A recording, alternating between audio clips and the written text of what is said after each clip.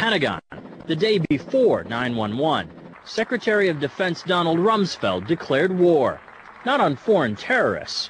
The adversary is closer to home. It's the Pentagon bureaucracy. He said money wasted by the military poses a serious threat. In fact, it could be said that it's a matter of life and death. Rumsfeld promised change, but the next day, the world changed. And in the rush to fund the war on terrorism, the war on waste seems to have been forgotten. My '03 budget calls for more than $48 billion in new defense spending. More money for the Pentagon when its own auditors admit the military cannot account for 25% of what it already spends. According to some estimates, we cannot track $2.3 trillion in transactions. $2.3 trillion with a T. That's $8,000 for every man, woman, and child in America.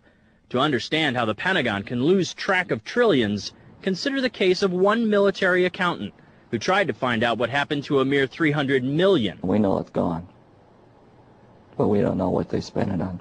Jim Minery, a former Marine turned whistleblower, is risking his job by speaking out for the first time about the millions he noticed were missing from one defense agency's balance sheets.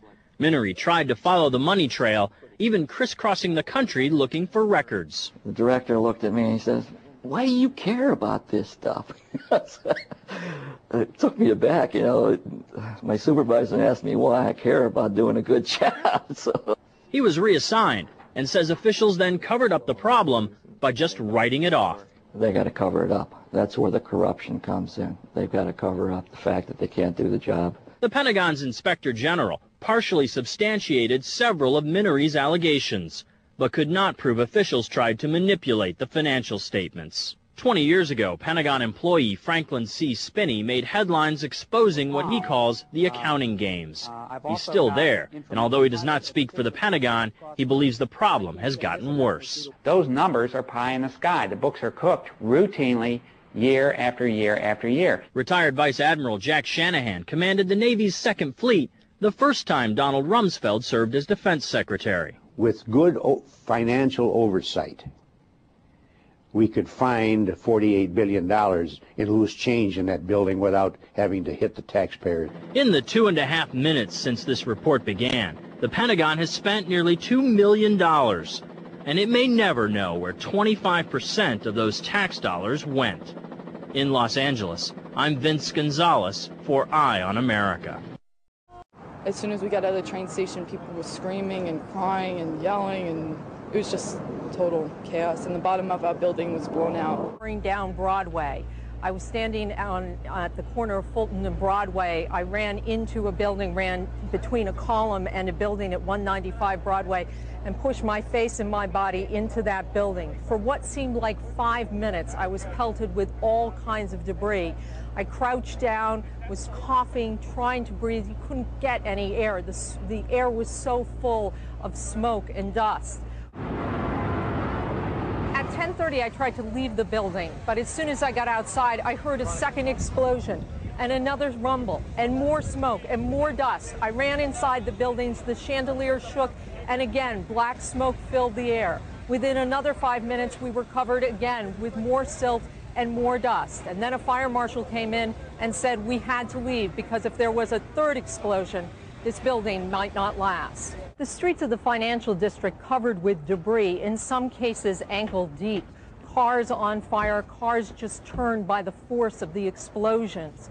It was like something no one had ever seen.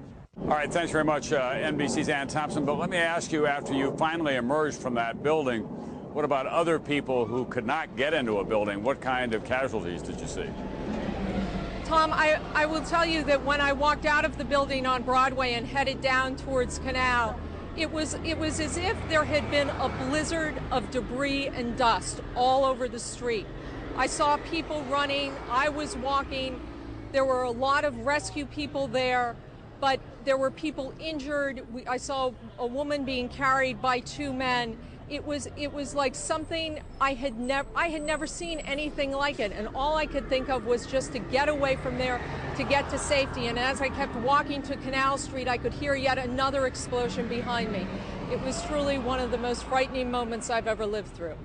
He's Ron Insana, who went down with a cameraman hoping to get close to the World Trade Center, and then it began to come down. The first one. Ron, take us through what you experienced. Well, Tom, much of the area had been, in fact, cordoned off, and the cameraman from MSNBC and I were trying to get across to the west side of the World Trade Center in order to hook up with the rest of the NBC crews that we knew were there. As we were moving towards the building, we saw the top begin to blow out in a plume of smoke, and we heard the noise associated with an implosion. We turned and immediately ran for cover in the other direction as debris began to rain down. The full impact was seen in the moment in time. My colleague Stephen Evans, who was in the Trade Center and was interviewed just after the first explosion. There was another big explosion in the other tower. Flames coming out in this billowing grey smoke. People still not panicking. People not quite understanding what was going on. Then somebody said that they saw an airliner go into one of those towers.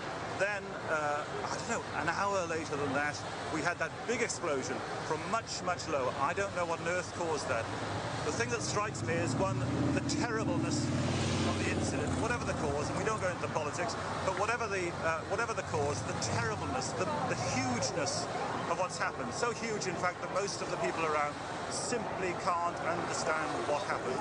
People were just standing around, talking to each other, nodding their heads. Oh my God. We gotta go. We gotta go. We gotta go. Oh my God. Your story is important. What happened? Well, I guess it was a little before 9. I was in another employee's office when I heard an explosion, and then the building started to shake, and I thought, oh, here I go again, because I was there in 1993 as well, when the bomb went off. So I went around, started back to my section. Which tower were you in, 1 or 2? I was in 1, and when I think it's pretty logical to assume that Mr. Jackson was hearing Flight 11 crash into the North Tower at 8:46. But let's see what else he has to say. What did you do when you got out of the building? Well, I went out into the street, and I looked back after I got past Church Street to see what had happened, and I saw that both of the buildings were on fire.